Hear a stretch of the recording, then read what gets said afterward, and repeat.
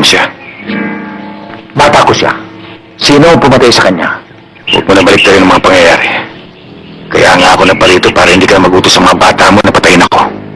Ang pagpatay ay hindi ko niutos kahit kanino. Ako ang gumagawa. Kung inutos ko yun, patay na kayo lahat ngayon. Kung inutos ko rin, hindi ka makakalapit dito.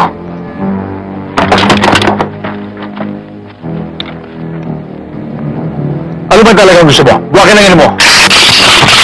Pador, ang minumura, yun lamang mga kakaning itik. At alam ko sa mga nagmumura, mga walang bayag. Kahit anong oras, kahit saan lugar, dala ko ang bayag ko. Ang naalala ko lamang, pagayon sa'yo hindi mo dala. Bakit?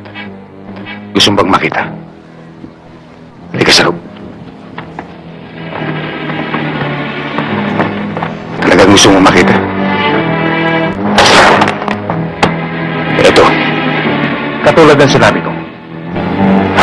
Kahit saan lugar, kahit anong oras, dala ko ang bayag ko.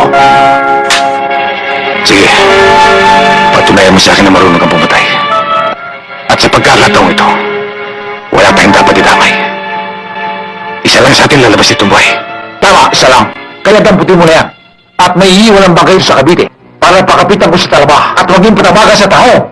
Ikaw ang bumunot, Bador.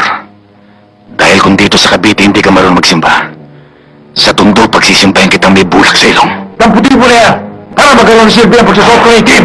Talaga magkakaroon ng silbi. Pagkat ipagluluksa mo ang iyong kamatayan. Ikaw ang mamamatay, Crisanto. Makikiramay lamang ako. Damputin mo na yan. Ikaw na! Nang makilala mo kung gaano kapalas ang taga-Tondo.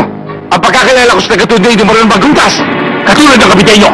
Dinudurog mo na, hindi pa rin pahamak ang kaibigan. Ibang uri ka ng